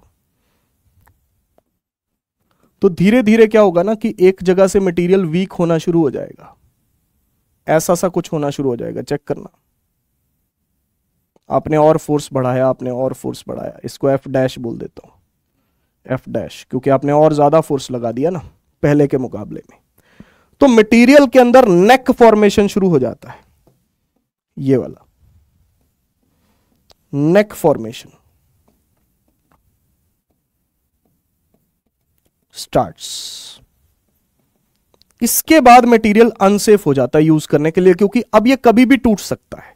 हुआ क्या कि अब जब आज बहुत ज्यादा फोर्स लगा दोगे, बहुत ज्यादा फोर्स लगा दोगे, तो मटेरियल एक जगह से बहुत पतला हो जाएगा। जैसे हमारे शरीर में सबसे, यहां पे आप देखो ऊपर वाले हिस्से में जो सबसे पतला पार्ट है वो गर्दन का पार्ट है। देखो गर्दन से हमारा शरीर पतला है, यहां से मोटा है, यहां से मोटा है, लेकिन गर्दन से हमारा शरीर जो है वो पतला है। तो गर्दन हमारे शरीर का वीक हिस्सा हो गई इस हिसाब से देखा जाए तो, ठीक है ना। तो ऐसे ही यहां पे जो पतला हिस्सा है उसको गर्दन कहते हैं, नेक फॉर्मेशन। जैसे हमारी गर्दन होती है वैसे ही इसकी भी गर्दन होती है। तो बहुत ज्यादा अगर आप खींचोगे तो मटेरियल एक जगह से वीक हो जाएगा, या ज्यादा जगह से भी हो सकता है। तो अपन मान के चल रहे हैं यहाँ पे कि एक जगह से वीक हो रहा है, ज्यादा भी गर्दनें बन सकती हैं, जरूरी नहीं है कि एक ही गर्दन बनेगी, ज्यादा गर्दन भी बन सकती है, वो डिपेंड करता है मटेरियल कैसा है। तो गर्दन फॉर्मेशन स्टार्ट हो गई, तो गर्दन फॉर्मेशन जब स्टार्ट हो गई तो वहां से मटेरियल वीक होता जाएगा, वीक होता जाएगा, उसको और खींचते जाओगे तो वो टूट जाएगा।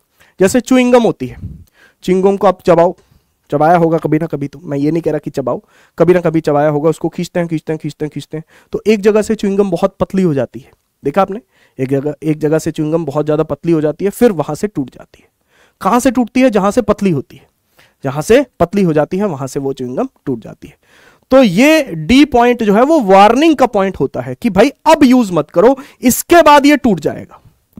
तो फ्रैक्चर पॉइंट आने से पहले वार्निंग मिलती है हमें, फ्रैक्चर पॉइंट आने से पहले हमें वार्निंग मिलती है, जिसमें मटेरियल के अंदर नेक फॉर्मेशन स्टार्ट हो जाता है। तो जैसे ही मटेरियल के अंदर नेक फॉर्मेशन स्टार्ट हो गया, उसके बाद material is unsafe to use, उसके बाद कभी भी मटेरियल टूट जाएगा। हालांकि इतनी जल्दी नहीं टूटता है, लेकिन टूट सकता है। तो इस पॉइंट को कहते हैं अल्टीमेट स्ट्रेस या अल्टीमेट टेंसाइल स्ट्रेंथ। तो पूरा कच्चा चिट्ठा आपको ग्राफ का मैंने समझा दिया है। ए पॉइंट जो है वो प्रोपोर्शनलिटी लिमिट है, बी पॉइंट जो है वो इलास्टिक लिमिट है, ठीक है जी। इसके बाद मटेरियल जो है वो प्लास्टिक बिहेवियर शो करेगा, ठीक है जी। उसके बाद अगर आप सी पॉइंट पे से वापस लेके जाने की कोशिश करोगे तो वापस ओ पे नहीं आएगा, ये वापस ओ डैश पे जाएगा, पैरेलल लाइन ड्रॉ करेंगे, परमानेंट स्ट्रेन आएगी। और ज़्यादा खींचोगे तो डी पॉइंट पे जाके ये अल्टीमेट स्ट्रेस पॉइंट पे आएगा, जहाँ पे इसमें गर्दनें बननी शुरू हो जाएंगी। इसके बाद मटीरियल को यूज़ करना खतरे से खाली नहीं है, फिर अल्टीमेटली ये ई पॉइंट पे जाके टूट जाएगा। तो ये पूरा डक्टाइल मटीरियल्स का ग्राफ है, जिसपे आपको थ्योरी वाला क्वेश्चन जो है वो अच्छा खासा बन सकता है, ठीक है ना।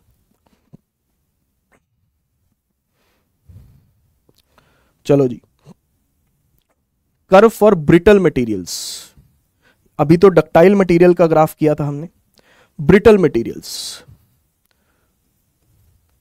जैसे कि cast iron, cast iron brittle, जिसको ज्यादा नहीं खींच सकते, थोड़ा सा खींचोगे टूट जाएगा, बहुत जल्दी फ्रैक्चर पॉइंट आता है इसका। तो इसका स्ट्रेस वर्सेस स्ट्रेन ग्राफ जो होता है,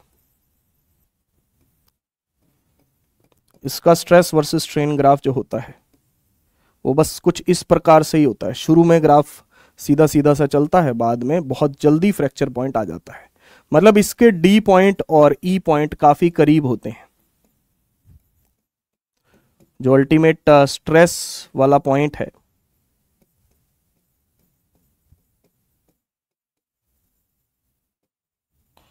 अल्टीमेट स्ट्रेस वाला और जो फ्रैक्चर पॉइंट है वो काफी करीब होते हैं, बहुत जल्दी टूट जाता है ये, ठीक है जी, बहुत जल्दी टूट जाता है। तो इजीली फ्रैक्चर हो जाता है, इजीली फ्रैक्चर हो जाता है। तो यहां पे अगर आप देखोगे तो ये गैप काफी ज्यादा होता है, सी और ई का गैप या डी और ई का गैप ये काफी ज्यादा होता है, मतलब काफी देर बाद टूटता है ये, ठीक है ना। लेकिन ब्रिटल मटेरियल में ऐसा नहीं होता, बहुत जल्दी टूटने वाला पॉइंट आ जाता है, फ्रैक्चर पॉइंट आ जाता है। तो ब्रिटल मटेरियल्स की वायर्स भी बनाई नहीं जा सकती, डक्टाइल मटेरियल्स की ही वायर बनाई जा सकती है। कॉपर की, एल्युमिनियम की, स्टील की वायर्स बनाई जा सकती हैं, क्योंकि ये डक्टाइल मटेरियल्स हैं। हमारे घर में जो बिजली की तारें होती हैं वो भी कॉपर, एल्युमिनियम वगैरह की बनाई जाती हैं। ज्यादातर आजकल कॉपर यूज हो रहा है, ठीक है। इलास्टोमर्स ये अलग ही टाइप के मटेरियल होते हैं। इसमें एग्जांपल आती है रबड़, रबर, बालों वाली रबड़, उसको भी रबड़ कह सकते हैं, खींचने वाली, है ना, वो इरेजर नहीं, ठीक है ना, रबर, ठीक है ना, रबर। या ऑर्टा, ऑर्टा जो आप बोलते हो इसको, हाँ ये तो आपकी है, लार्जेस्ट आर्टरी। ऑर्टा क्या है? लार्जेस्ट आर्टरी, पता ही है आपको, थोड़ी थोड़ी बायो भी आती है मेरे को। तो ये भी इलास्टोमर्स में ही आती है। जो आपकी जो आर्टरी हैं, वेन्स हैं बेटा, उनकी भी इलास्टिसिटी होती है। हर मटेरियल की इलास्टिसिटी होती है, किसी की कम किसी की ज्यादा, ठीक है ना। ये हमारी स्किन है, क्या इसकी इलास्टिसिटी नहीं है? है ना, ये भी तो कुछ ना कुछ तो इलास्टिक है ही। अब जैसे मैं स्किन को दबा रहा हूं, ये देखो मैं स्किन को दबा रहा हूं, तो क्या ये वापस अपनी ओरिजिनल शेप में जा रही है? जा रही है ना, हाँ, तो इसकी भी तो इलास्टिसिटी है। तो ऐसे ही हमारी जो आर्टरीज हैं, वेन्स हैं, उनकी भी इलास्टिसिटी अपनी होती है। तो इसका ग्राफ तो बिल्कुल ही अलग बनता है भाई, ये तो दूर दूर तक हुक्स लॉ को फॉलो नहीं करता, बिल्कुल ही अलग तरीके का ग्राफ ऐसा सा बनता है। बस याद करना है, do not follow Hooke's law. तो इलास्टोमर्स जो होते हैं ये हुक्स लॉ को फॉलो नहीं करते। इलास्टोमर्स जो होते हैं वो हुक्स लॉ को फॉलो नहीं करते भाई। तो स्ट्रेस वर्सेस स्ट्रेन का कंप्लीट ग्राफ, कंप्लीट कर्व, शुरू में तो हमने सिर्फ प्रोपोर्शनैलिटी रीजन पढ़ा था, है ना, शुरू में तो हमने सिर्फ प्रोपोर्शनैलिटी रीजन पढ़ा था जिसमें हमने ये पढ़ा, ठीक है ना। लेकिन अगर कंप्लीट कर्व बनाया जाए तो वो कंप्लीट कर्व आपको ऐसा दिखेगा, ठीक है जी। इस ग्राफ को अपने दिल में बसा लेना, इस पे थ्योरी के क्वेश्चन बन सकते हैं, ठीक है ना। इस ग्राफ पे आपको थ्योरी के सवाल जो हैं वो बन सकते हैं। Ultimate stress, ultimate tensile strength पूछा जा सकता है, यील्ड पॉइंट पूछा जा सकता है, कुछ भी पूछा जा सकता है, परमानेंट स्ट्रेन पूछी जा सकती है, एनीथिंग, ठीक है जी। तो इस पे आपके जो हैं थ्योरी के सवाल बन सकते हैं। और ब्रिटल मटेरियल के लिए कैसा होता है, इलास्टोमर्स के लिए कैसा होता है, ये भी ध्यान में रखना है। ओडिशा नीट 2019, ओडिशा नीट 2019 का सवाल है ये, जरा एक बार सवाल को देखो। The stress strain curve are drawn for two different materials X and Y. X and Y materials के लिए stress strain graph जो हैं वो बनाए गए, ठीक है जी। It is observed that ultimate strength point and the fracture point are close to each other for the material X. कि जो ultimate strength वाला point है, सबसे टॉप वाला, और जो fracture point है वो एक दूसरे के करीब हैं, किस मटेरियल के लिए, X मटेरियल के लिए, but are far apart for the material Y. We can say that material X and Y are likely to be. देखो भाई, अगर ये दोनों पॉइंट नजदीक हैं तो मटेरियल ब्रिटल है, और अगर ये दोनों पॉइंट दूर दूर हैं तो मटेरियल डक्टाइल है। तो X वाला मटेरियल जो है, X वाले मटेरियल में ये दोनों पॉइंट क्लोज हैं, तो X वाला मटेरियल क्या हो गया, ब्रिटल हो गया, ये ब्रिटल हो गया, और Y वाला मटेरियल जो है वो डक्टाइल हो गया क्योंकि उसमें दूर है।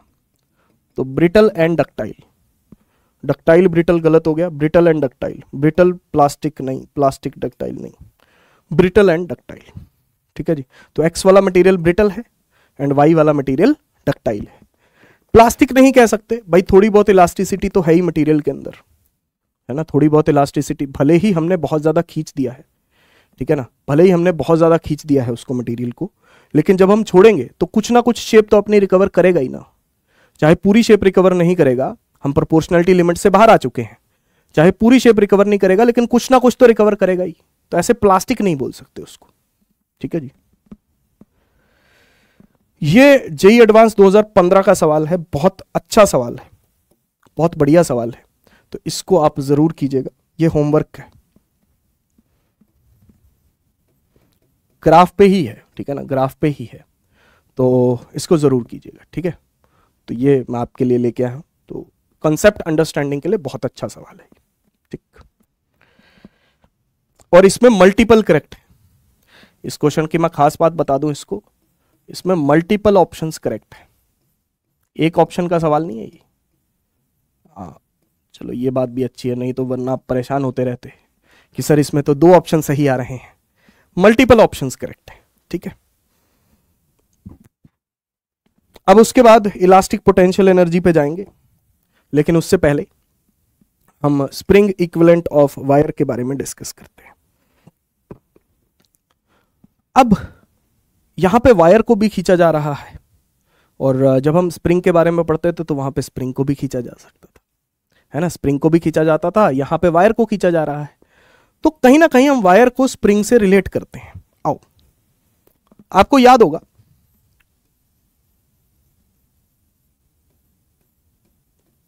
हमने स्प्रिंग पे फोर्स लगाया, मान लो स्प्रिंग एक्स खिंच गया,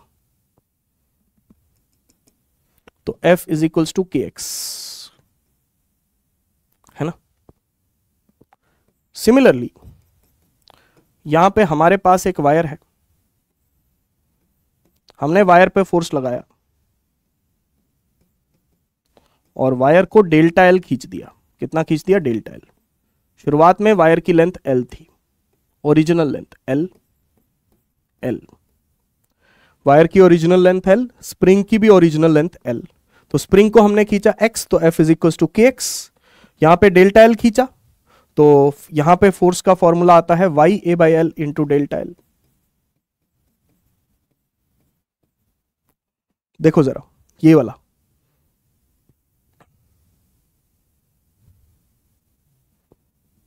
Y A by L into delta L.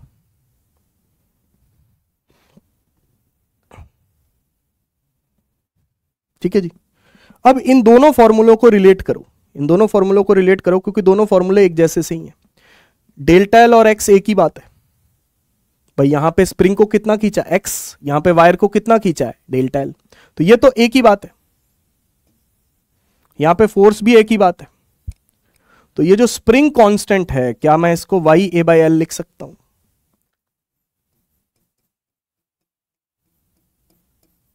Spring constant को क्या मैं वाई ए बाई एल लिख सकता हूं?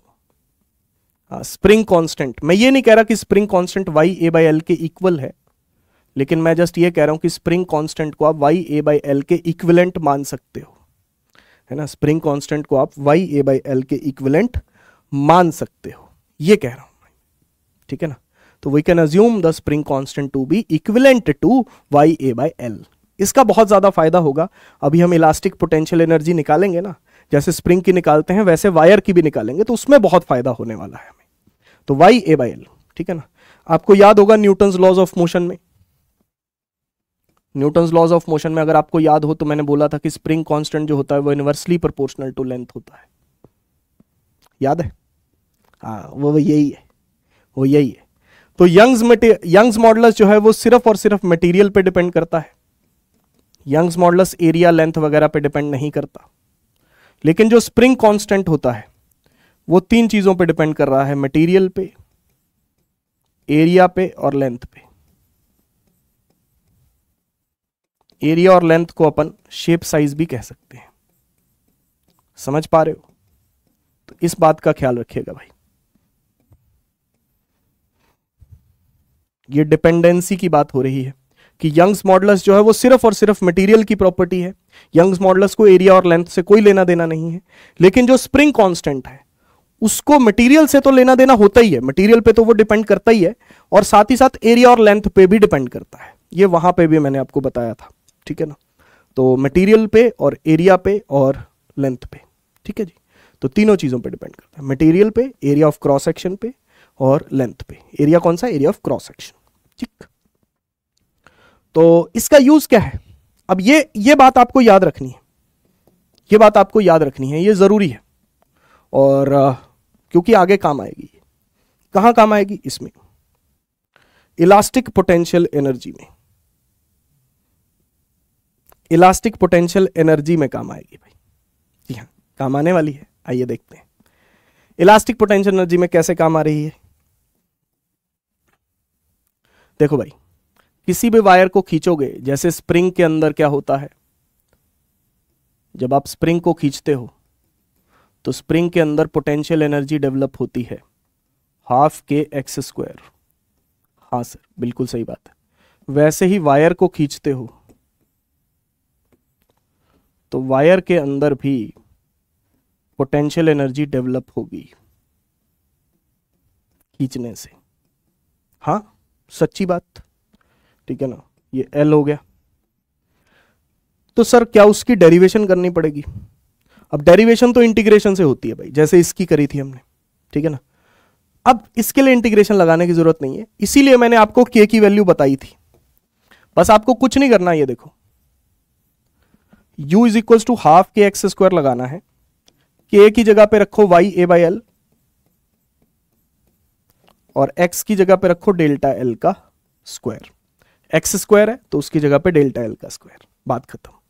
लो भाई, इलास्टिक पोटेंशियल एनर्जी जो वायर में डेवलप हो रही है वो आ गई हमारी, half of Y A by L into delta L का square, half of Y A by L into delta L का square, half of Y A by L into delta L का स्क्वायर। ठीक है जी, क्लियर है भाई? तो मेरे ख्याल से तो कोई दिक्कत आपको नहीं होनी चाहिए।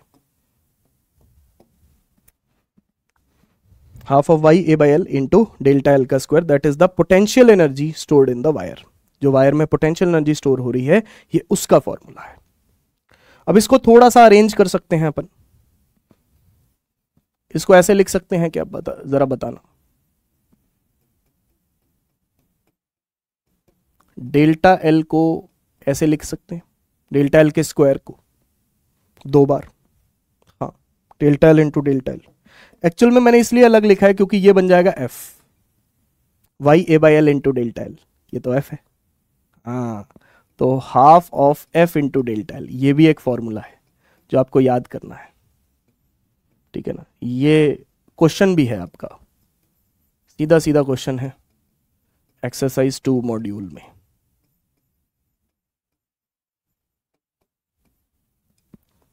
Half of F into delta L, सीधा सीधा। अच्छा, इसके अलावा किसी और तरीके से लिख सकते हैं, हाँ, ये देखो, एक काम करो, ये f इंटू डेल्टा एल लिखा हुआ है ना, इसको एरिया से डिवाइड करो और एरिया से मल्टीप्लाई कर दो, कोई फर्क तो नहीं पड़ा।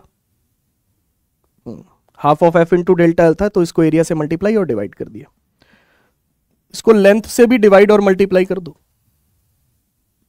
सर ऐसा कर क्यों रहे हैं, देखो तो सही, ये देखो, half of force upon area क्या होता है, स्ट्रेस, हाँ सर बिल्कुल सही बात। डेल्टा एल बाई एल क्या होता है, स्ट्रेन, बिल्कुल सही बात। और एरिया इंटू लेंथ क्या होता है, वॉल्यूम, वायर का वॉल्यूम। तो पोटेंशियल एनर्जी का फॉर्मूला ये भी आ गया भाई, half of stress into strain into volume. Potential energy का फॉर्मूला ये भी आ गया, half of stress into strain into volume. सीधे सीधे देखो कि कितने फॉर्मूले मैंने यहां पे बना दिए। अभी एक और बनाऊंगा, एक और बनाऊंगा, ये भी याद रखना है, ये भी याद रखना है, ये भी याद रखना है। तीनों एक ही फॉर्मूले के अलग अलग रूप हैं, तीनों जो हैं वो एक ही फॉर्मूले के अलग अलग रूप हैं भाई, ठीक है ना। ठीक, अच्छा, इसको ऐसा भी कर सकते हो, potential energy divided by volume. Potential energy को जब वॉल्यूम से डिवाइड करते हैं तो इसको बोलते हैं एनर्जी डेंसिटी, और ये होती है half of stress into strain.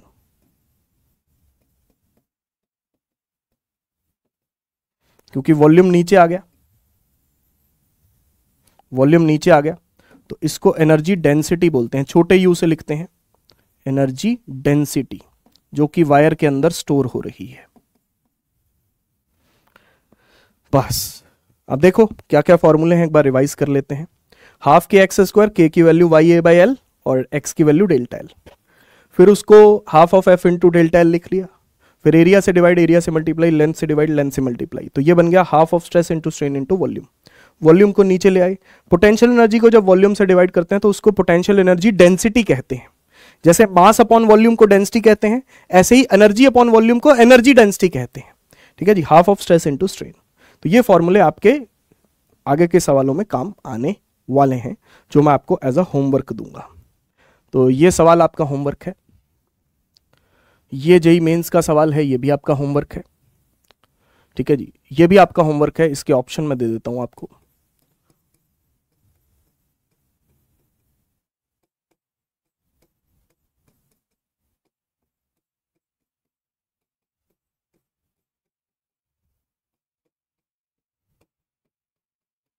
ठीक है जी, और ये भी आपका सवाल है, ठीक है जी। तो ये 4 क्वेश्चन हैं जो पोटेंशियल एनर्जी डेंसिटी पे हैं, जो आपको करने हैं। That is your homework. Module में से आप ये होमवर्क कर सकते हैं। थैंक यू सो मच इस लेक्चर को देखने के लिए।